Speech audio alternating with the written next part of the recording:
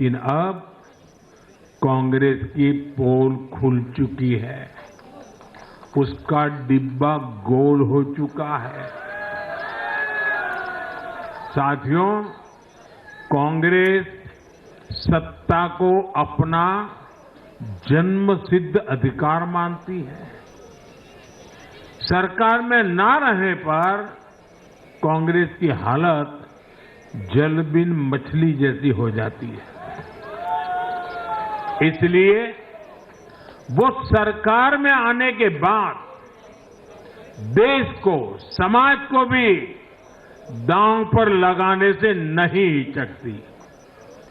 आज पूरा देश देख रहा है कि कैसे कांग्रेस हमारे समाज में जाति का जहर फैलाने पर उतर आई है।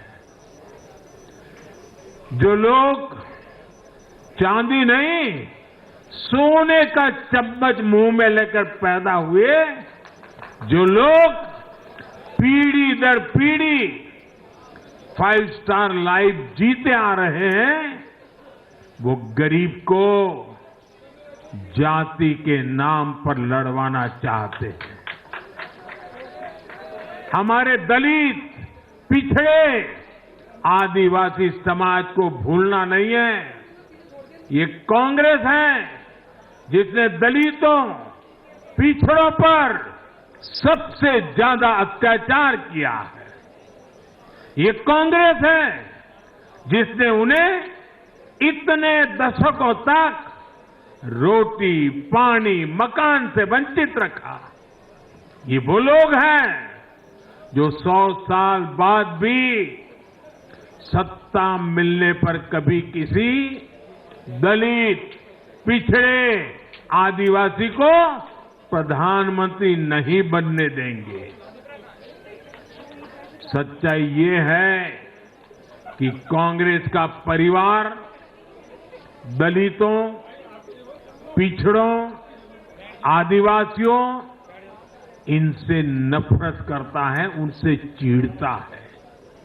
इसलिए आज जब दलित, पिछड़े, आदिवासी शीर्ष स्थान पर जा रहे हैं तो इनके पेट में चूहे दौड़ने लग जाते हैं। हरियाणा भी इन्होंने दलितों को, ओबीसी को भागीदारी देने से साफ इनकार कर दिया था। उन्होंने दलितों और पिछड़ों को भी अपमानित किया। कांग्रेस के शाही परिवार ने तो डंके की चोट पर कहा कि वो आरक्षण खत्म कर देंगे।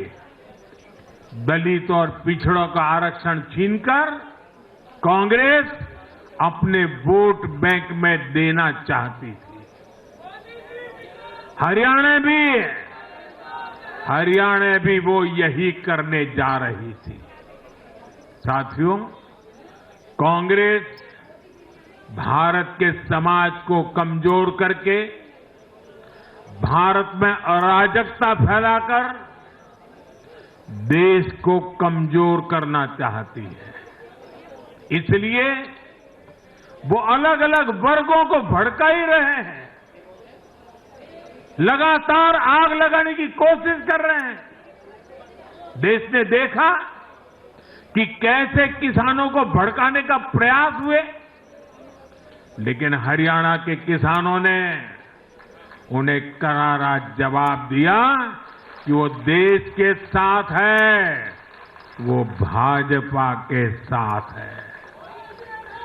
हमारे दलित, ओबीसी साथियों को भड़काने की कितनी ही कोशिशें हुई, क्या क्या प्रपंच नहीं किए गए, लेकिन इस समाज ने भी इस षड्यंत्र को पहचाना और कहा कि वो देश के साथ है, भाजपा के साथ है।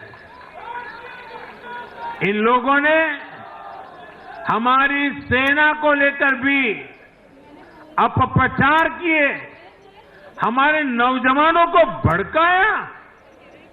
इस साजिश को भी हरियाणा के नौजवानों ने नाकाम कर दिया। आज हरियाणा ने कांग्रेस को दो टूक संदेश दे दिया है। ये देश विरोधी पॉलिटिक्स नहीं चलेगी। हरियाणा की हर बिरादरी, हर परिवार ने एकजुट होकर वोट दिया, देशभक्ति से ओतप्रोत होकर वोट दिया। देशभक्तों को बांटने की साजिश को हरियाणा ने फेल कर दिया। साथियों, बीते कुछ समय से भारत के विरुद्ध भांति भांति के षड्यंत्र चल रहे हैं।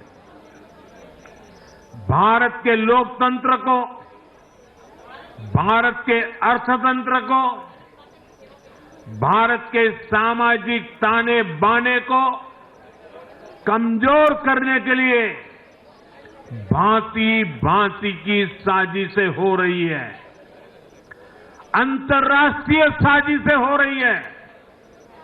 आज मैं बहुत जिम्मेदारी के साथ मेरे प्यारे देशवासियों से कह रहा हूं कि कांग्रेस जैसी राष्ट्रीय पार्टी और उनके चट्टे बट्टे इस खेमे में शामिल है, इस खेल में शामिल है। देशभक्त हरियाणा ने आज ऐसी हर साजिश को भी मुंह तोड़ जवाब दिया है।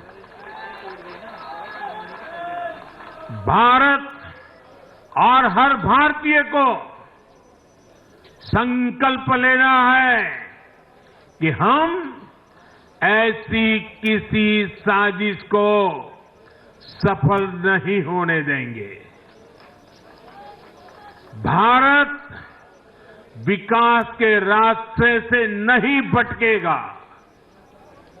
साथियों, आज के चुनाव नतीजों ने एक और बात स्पष्ट की है। कांग्रेस आज पूरी तरह परजीवी पार्टी बन गई है।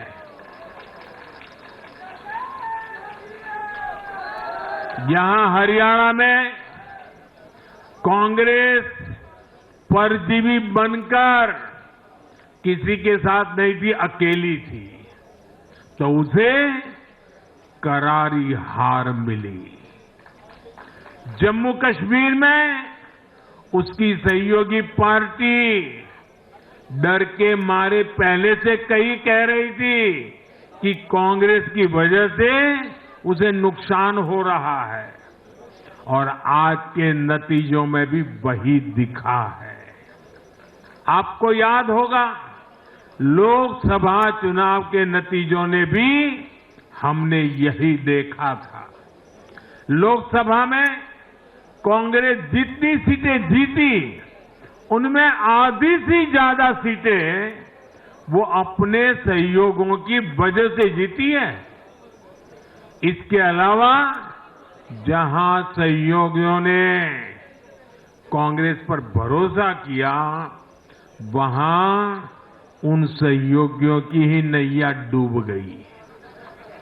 कई राज्यों में कांग्रेस के खराब प्रदर्शन का खामियाजा उसकी सहयोगी पार्टियों को उठाना पड़ा। कांग्रेस ऐसी परजीवी पार्टी है जो अपने सहयोगियों को ही निगल जाती है।